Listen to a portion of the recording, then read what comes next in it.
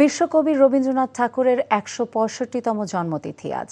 কবিতা, উপন্যাস, ছোট গল্প সহ সাহিত্যের প্রায় সব শাখায় তার সার্থক উপস্থিতি সমৃদ্ধ করেছে বাংলা ভাষাকে। মানচিত্র আলাদা হলেও বাংলাদেশ ও ভারতে সমানভাবে রবীন্দ্রনাথ ঠাঁই করে নিয়েছেন সাহিত্য ও সংস্কৃতির নানা অনুষঙ্গে। কিন্তু কি এমন শক্তি তার লেখনীতে আছে যা আজও তাকে প্রাসঙ্গিক করে রেখেছে? জয়ন্তীতে সেই প্রশ্নের উত্তর খুঁজেছেন HM মেহেদী হাসান। মনে রেখো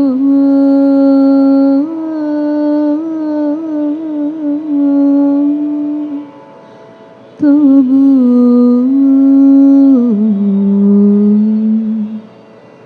মনে রেখো যদি দূরে যায় চলে। মনে রাখার আকুতি কিংবা বেঁচে থাকার সুতীব্র চাওয়া উঠে এসেছে রবীন্দ্রনাথের গানে ও কবিতায়। 1861 সালে জন্ম নেওয়া বাঙালিরই মহাপুরুষ সমৃদ্ধ করেছেন বাংলা ভাষা ও সাহিত্যকে, পেয়েছেন নোবেল পুরস্কার। 1941 সালে প্রয়াণের এত বছর পরেও বাঙালির যাপিত জীবনে কতটা প্রাসঙ্গিক রবীন্দ্রনাথ কিংবা রবীন্দ্রনাথের সাহিত্যকর্ম। আজি হতে শতবর্ষ পরে কে তুমি পড়িছ বসি আমার কবিতাখানি কৌতূহল ভরে। আজি হতে শতবর্ষ পরে, আজিকার এখন চলছে 1433 বঙ্গাব্দ।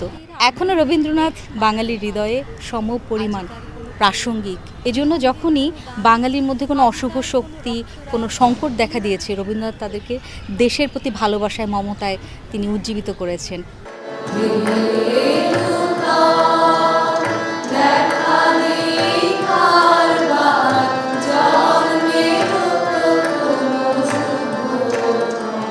ইয়াংদের মধ্যে কিন্তু রবীন্দ্রনাথকে নেবার প্রবণতা রয়েছে, তারা ভালোবাসে। কারণ রবীন্দ্রনাথের মতো করে যে ওয়েস্টার্ন, ইস্টার্ন সুর এবং লোকসুর, বাউল এবং প্রাদেশিক সুরের সংমিশ্রণ, এই বিদেশি সুরের প্রচলন থেকে শুরু করে সব সুরের সমন্বয় যে গানের রয়েছে, সেটা ইয়াং জেনারেশন ভালোবাসবে। আমাদের চর্চা কোনো ক্রমে পিছিয়ে নেই, কিন্তু আমরা অনেক চর্চা করছি। তবে আমাদের শোনার জায়গা, চর্চা করবার ক্ষেত্রগুলো বা এই প্রজন্মের কাছে রবীন্দ্রনাথকে তুলে দেবার যে প্রয়াসগুলো, সেখানটাতে আমরা তো খামতে রয়েছে। বাংলাদেশের মানুষের সাথে রবীন্দ্রনাথের রয়েছে আত্মিক সম্পর্ক। কখনো রবীন্দ্রনাথ হয়ে উঠেছেন প্রতিবাদের ভাষা কিংবা সাংস্কৃতিক হাতিয়ার। তবে ভারতের পশ্চিমবঙ্গের চিত্রটা কিছুটা ভিন্ন।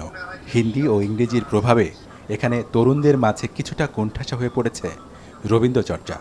তবে শান্তি ও স্বস্তির প্রয়োজনে রবীন্দ্রনাথেই ফিরতে হবে বলে মনে করেন সে দেশের শিল্প, সাহিত্য ও সংস্কৃতি সুধীজন। রবীন্দ্রনাথ আছে বলেই মানে সংস্কৃতির জায়গা থেকে ভাষাগতভাবে আমরা পুরোপুরি দেউলে হয়ে যাব না কোনোদিনই। মানে উনি আমাদের একটা রিজার্ভ ব্যাংকের মতন রয়েছেন।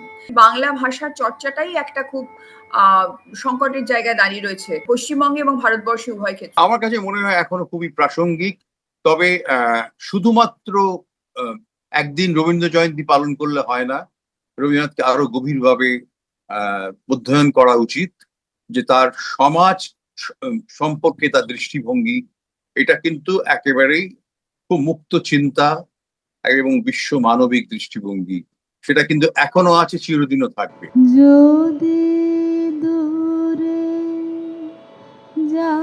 বাংলা সাহিত্যে রবীন্দ্রনাথের প্রভাব এখনো বেশ প্রবল। তর্ক বিতর্কের জাল ছিন্ন করে বাঙালির কাছে রবীন্দ্রনাথ কতদিন আরাধ্য হয়ে থাকবেন, সেই প্রশ্নটা না হয় তোলা থাক ভবিষ্যতের কাছে। HM মেহেদী হাসান, NTV নিউজ, ঢাকা।